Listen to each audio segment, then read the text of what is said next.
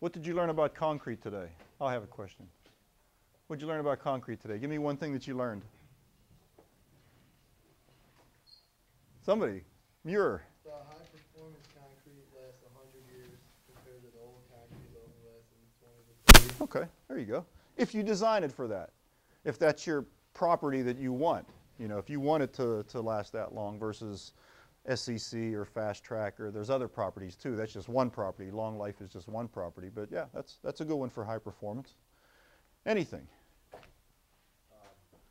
issue with the absorption rate of the aggregates. Aggregate. Excellent. Excellent. That's rule number one. Got to get the aggregates right. It's most of the concrete. It's the best thing you have in concrete. The weakest thing, if you think about it, all the bad things that happen to concrete, people talk about it. It scales, it cracks, it effervesces, it carbonates, it has delayed electrognite formation, it has creep. All those things happen to the mortar. They don't happen to the aggregate. All those things happen to the mortar. So if you're real pragmatic, why use more mortar? You wouldn't. You use as most aggregate as you could use, possibly get into that concrete, because that's your best material. It's also your cheapest material. Use as much aggregate as you can possibly make, and then use the least amount of cement that you can get away with to achieve what you're trying to achieve. But then use the pozzolans like the Romans did. Use the fly ashes, use silica fume, use slag, use all these other things to make that cement even better than what it would have been to begin with. That's the next step that's happened over the last 25 years in the concrete industry, is combining this Roman technology with our Portland cement chemistries. Good. What else? Who else learned something today? Anything? More silica is reactive, but it's not hazardous. Oh, there you go. Okay, good ones. The second one you always get. It's dark. It's dark material. It's black. You know, it looks like it's real nasty. It's called silica. I mean, everybody's afraid. Don't even touch that stuff. Get that stuff off you. Go over there and wash it off. You would be amazed what people say, you know, at a ready mix yard when they see something new. You know, everything that's in the yard is going to kill them. It's not. It's probably the least. It is the least hazardous thing they're dealing with, other than their waters. But you get that question all the time. What else? You mentioned something about staggering the reinforcement bars. Oh, that's more of a design. Would you elaborate on the practicality of this? Would they change the blueprint, or do they have the liberty to change the blueprint? In most cases, if at your job meetings, you know, when you're at your job trailer, the structural engineer, the architect, owner's rep, everybody's going to be there on the construction site. That's when these issues come up. What happens is when you put rebars on a deck, you know, the designers have a tendency to want to make the picture look really nice, so they put all their rebar, you know, real uniformly spaced and right atop one another here. What happens is when you place concrete with aggregate and sand and everything else, is the concrete has a tendency to settle a little bit. And if it settles over top of these bars, you know, if your aggregate starts to settle like this, you could have what's called a stress riser originating from the top of this bar. And the fact that you have both of these bars lined up on top of one another kind of exacerbates that situation from happening. If you can, and what that video was showing, and this is some of the new technology on bridge decks to try to eliminate cracking, is to stagger the bars. There's no reason to have them directly on top of one another other than it look nice on a picture. In reality, it was causing you some problems. Stagger them if you can. They also found that getting the bars closer together in the top also helps control cracking. But that's a whole different technology. But staggering, that's the reason for separating it, to help control cracking. Yep.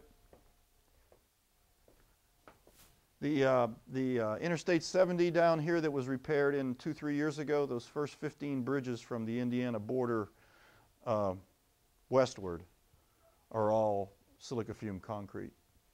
Prairie Materials made the concrete in Terre Haute, and I forget who the contractor was. Is that who it was? Okay, okay. Yeah, 03, 02, 03, during the summer they did those.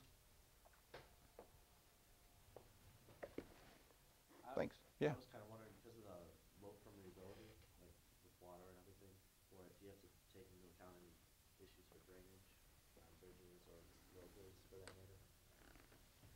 Yeah, I think in the design, they're already accounted for. There's nothing extra that you have to account for by using a lower permeable concrete. No. No. If you were doing a concrete parking lot, you'd have to account for all of that collection of water from that parking lot and have to accommodate for drainage and, you know, collection areas and those type things. And that's one of the big things against parking lots, is because not only their radiant heat pickup, you know, asphalt and concrete will suck up heat and make, you know, environmental temperatures hotter, but they also don't let the water get into the soil and they all run off. The newest technology that you're seeing in concrete, particularly for parking lots, is they call it pervious concrete. And it's exactly what it sounds like. It's concrete, but if you look at it, it literally looks like a sponge. You can actually see the, not permeability or, you know, capillary pores. You can see the openings. I mean, you could see the pencil-size openings through this concrete. It's literally a hard sponge. And the idea is so that there's no runoff. The water will go through the pavements, and that's a real hot topic right now. You guys that are getting into the construction industry, you'll definitely see pervious pavement in the next 5 years on flat lots. Yep. How does it act in the wintertime then if water gets inside there and freezes? Or is it a whole warm climate? The freezing of water in the wintertime, all concrete always has humidity in the concrete. We've taken cores of concrete from Death Valley and looked at the calcium silicate hydrate gel, and that gel still had 50% humidity in it. So there's always some humidity in the concrete, and it's that moisture that the air entrainment is used for freeze thawing. It's that moisture that's always in the concrete. It's not so much the external moisture that's getting into the concrete, particularly with high performance concretes, but it's the humidity that's in the concrete. It doesn't go. Anything extra is just extra. You know, it's just worse. But there's always humidity in concrete. Yep. And the longer you leave it in water, like this concrete that we built up in Sierras 20 years ago, it's been underwater for 20 years. It's definitely stronger now than it was 20 years ago.